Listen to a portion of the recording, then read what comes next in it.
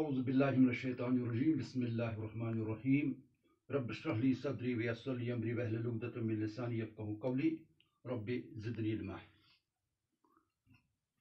12ویں جماعت کے طلباء و طالبات کو آج 28 جولائی 2020 کے اردو کلاس میں خوش آمدید کہتا ہوں۔ عزیز طلباء و طالبات، آج کا جو ہمارا موضوع ہے وہ ہے حسن اور مزدوری۔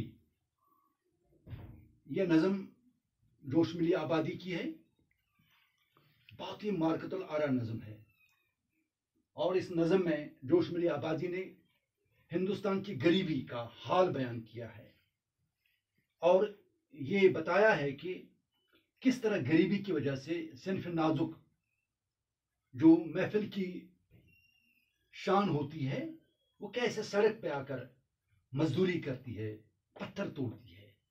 اس کا نقشہ انہوں نے کھینچا ہے، الفاظ کے ذریعے ایک ایسا نقشہ کھینچا ہے کہ انسان دنگ رہ جاتا ہے کہ کس طرح اس نے عکاسی کی ہے اور کس طرح اس نے منظر کشی کی ہے، کس طرح اس نے حسن کی بھی تعریف کی ہے اور اس حسن کو کہاں ہونا چاہیے اس کی تعریفیں کی، اور اس کے بعد یہ بتایا کہ یہ حسن کس طرح غریبی کی وجہ سے مزدوری کرنے پر مجبور ہو گئی ہے۔ کیونکہ جوش ملی آبادی جو ہیں انہوں نے بہت غزلیں لکھی ہیں اور نظمیں بھی لکھی ہیں۔ ان کا اصل سرمایہ نظمیں ہیں۔ ان نظموں میں انہوں نے روحانی بھی اور اخلاقی اور سیاسی حالات بھی بیان کیے ہیں۔ ان کی نظموں میں طرز ادا کی جدت، خیالات کی گہرائی کے ساتھ ساتھ فارسی ترکیبوں کا دلکش اور دل آویز استعمال بھی ہے۔ ان میں مکالمہ نگاری اور نقادی صلاحیتیں بھی پائی جاتی ہیں۔ فنی حیثیت سے جوش کا مرتبہ بلند ہے، وہ ایک ایک منظر کو 100 طرح سے بیان کر سکتے ہیں۔ تو آج کی جو یہ ہماری نظم ہے جو جوش ملی آبادی کی لکھی ہوئی ہے، آج ہم اس کا ایک حصہ پڑھیں گے کیونکہ بہت لمبی نظم ہے۔ اس کے 18 اشعار ہیں، اس کے 9 اشعار ہم پڑھنے جائیں گے، یا 8 ہی اشعار پڑھیں گے آج کی کلاس میں، اور باقی انشاءاللہ کل کلاس میں ہو گیا۔ تو پہلے ان اشعار کو پڑھیے جن اشعار کو یہاں پر ہمیں آج سمجھنے کی کوشش کرنی ہے۔ میرے ساتھ آپ پڑھیں گے اور دھیان سے سنیں گے۔ حسن اور مزدوری۔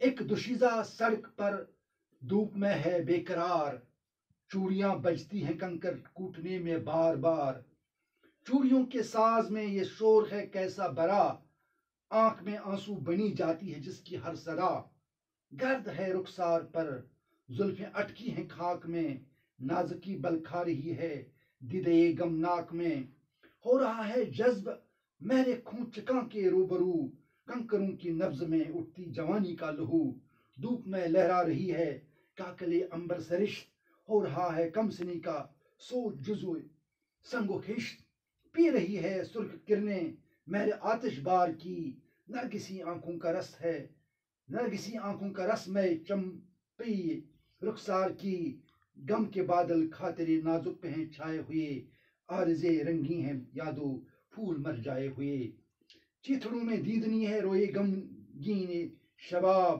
ابر کے آوارہ ٹکڑوں میں ہو جیسے ماہتاب۔ اس کے جو مشکل الفاظ ہیں اس نظم میں، کوٹنا، چوٹ مار کر ریزہ ریزہ کرنا، صدا آواز، چکاں چھڑکنے والا، کاکل زلف گیسو، عارض رخسار گال، تف کلمہ نفرین لعنت ملامت، رنجوری رنج و ملال، عنبر ایک سیاہ رنگ سمندری خوشبو، سنگ پتھر، خشت اینٹ، طرب خوشی، سبک ہلکا، انکھڑیاں آنکھیں، فرق زیادتی کثرت، رسن رسی۔ اب اس نظم کے ان اشعار کا ترجمہ اور اس کا معنی سمجھنے کی کوشش کریں گے۔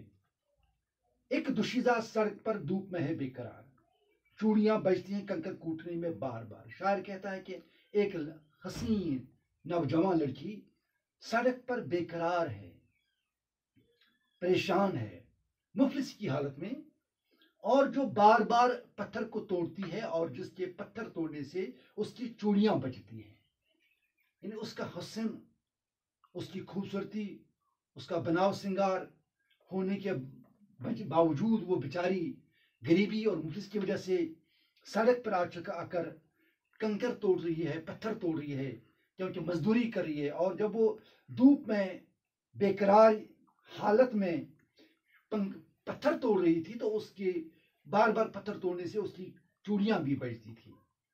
چوڑیوں کے ساز میں شور ہے کیسا برا، یہ چوڑیاں ہیں، ان کے ساز میں جو سوز ہے، جو گداز ہے، وہ کیسا گداز ہے۔ آنکھ میں آنسو بنی جاتی جس کی ہر صدا، ہر آواز آنکھوں میں آنسو بن جاتی تھی، یعنی آنکھوں میں آنسو آ جاتا تھا اس کو دیکھ کر۔ ایک حساس انسان جب اس کو دیکھتا تھا تو اس کی حالت دیکھ کر، اس کا حسن دیکھ کر، ایک طرف غریبی اور دوسری طرف اس کا حسن، دونوں کا مقابلہ جب کیا جاتا تھا تو پھر انسان پریشان ہو جاتا تھا۔ انسان کو اس کی چوڑیوں کے ساز میں ایک ایسا گداز، ایسا سوز ملتا تھا کہ اس کی دیکھنے والے کی آنکھوں سے آنسو آ جاتے تھے۔ گرد ہے رخسار پہ زلفیں اٹکی ہیں خاک میں، بیچارے کے چہرے پر گرد پڑی ہے اور اس کی زلفیں گرد میں اٹکی ہوئی ہیں اور اس کی نازکی بل کھا رہی ہے۔ دیدے غمناک میں اس کی جو نازکی ہے وہ بل کھا رہی ہے۔ غمناک دیکھنے والے کی وہ غمناک، بہت ہی غمناک ہے، دیکھنے میں بہت غمناک ہے، بہت بہت بہت کربناک ہے۔ ہو رہا ہے جذب میرے خون چکا کے روبرو، کنکروں کے نبض میں اٹھتی ہے جوانی کا لہو۔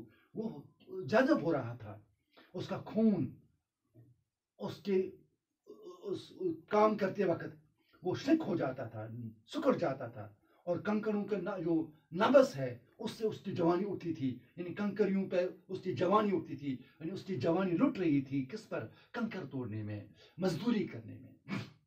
دھوپ میں لہرا رہی ہے کاکلے امبر شرس، اور اس کے دھوپ میں اس کے کیسوں، اس کے آگے والے کے زلف کے سر کے بال وہ لہرا رہے تھے، اور اس کا جو کمسن ہے، اس کا جو بچپن ہے، وہ بیچاری پتھر اور اینٹ کے ساتھ وہ مل چکا تھا، اس کا وہ حصہ بن چکی تھی، یعنی پتھر اور اینٹ کا توڑنا، ڈھونا، اسی کے ساتھ اس کی جوانی، اس کا بچپن گزر رہا تھا۔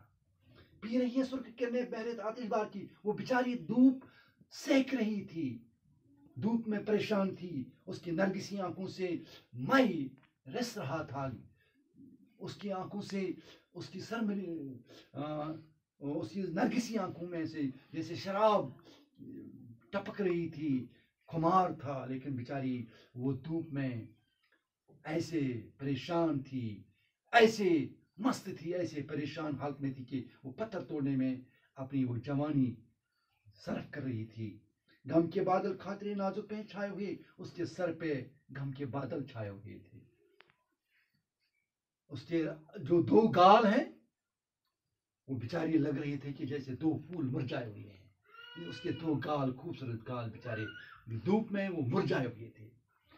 چیتھروں میں دیدنی روئی غمگین شباب، اور بیچاری کا شباب جو ہے، جوانی جو ہے، وہ پھٹے پرانے کپڑوں میں دیکھنے کے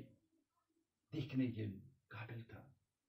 ابر کے آوارہ ٹکڑوں میں ہو جیسے ماہتاب، جیسے لگتا تھا کہ ابر کے آوارہ ٹکڑوں میں کوئی چاند ہے، چاند کا ٹکڑا ہے، یعنی بیچاری چاند کا ٹکڑا جیسی ہے، لیکن بیچاری ادھر حسن ہے، ادھر اس کے بدن پہ پھٹے پرانے کپڑے ہیں، اور غمناک حالت ہے، انتہائی غمگین حالت ہے، دیکھنے والے کو بہت ترس آتا ہے۔ یہ ہے آج کا حصہ جو ہم نے پڑھا، تو امید ہے کہ آپ نے اس کو سمجھنے کی کوشش کی ہوگی، پھر اس کو پڑھیے گا گھر میں، اور کل انشاءاللہ اس کا دوسرا حصہ لے کر آپ کے سامنے حاضر ہوں گے۔ تو تب تک کے لیے خدا حافظ۔